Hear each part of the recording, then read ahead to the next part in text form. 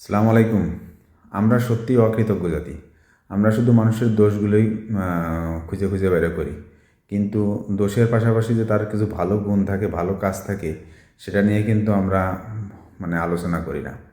রাস্তার পাশে একটা কুকুর মরে পড়ে আছে।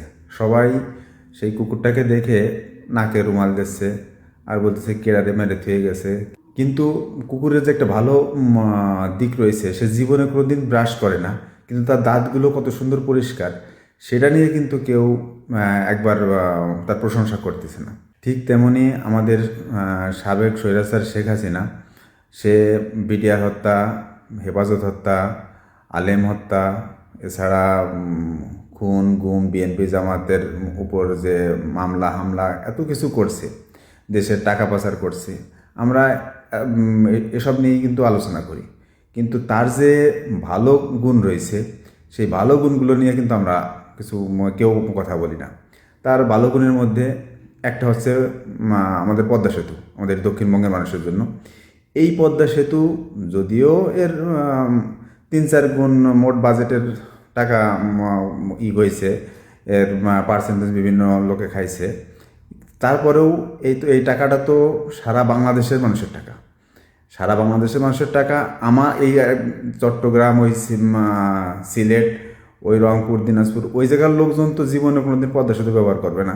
এই ব্যবহার করতে করবো আমরা যে 10-12টা জেলার লোক। তা এই সব মানুষের টাকা, যদিও টাকা এর উপর দুর্নীতি করছে, দুর্নীতি আমাদের ভাগে তো সামান্য করছে, তো সারা বাংলাদেশের টাকা সে আমাদেরকে দেছে। এর জন্য তো আমাদের তার প্রতি একটু কৃতজ্ঞতা স্বীকার করা উচিত যে না, ভালো কাজ করছে। শেখ হাসিনা না থাকলে পদ্মা সেতু জীবনেও হতো না।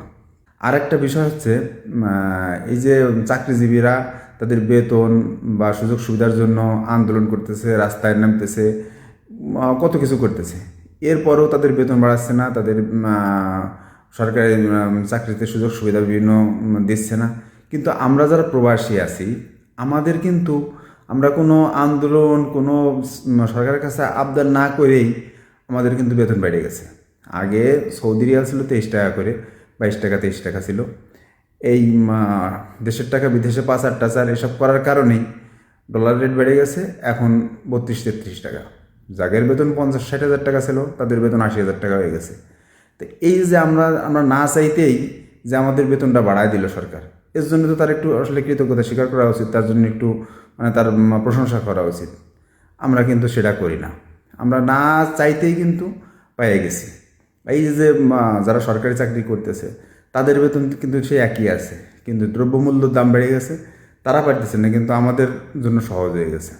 তার অন্যান্য কৃতকর্মের জন্য তার শাস্তি আমি চাই। পাশাপাশি তার যে ভালো কাজগুলো করছে, এই যে আমাদের জন্য, আমাদের প্রবাসীদের জন্য এবং আমাদের এই যে দক্ষিণবঙ্গের লোকের জন্য, এর জন্য তার এই প্রশংসা করা উচিত, তার জন্য দোয়া করা উচিত। এমন সরকার জন্য বারবার ফিরে আসে আমাদের মাঝে। ধন্যবাদ সবাইকে।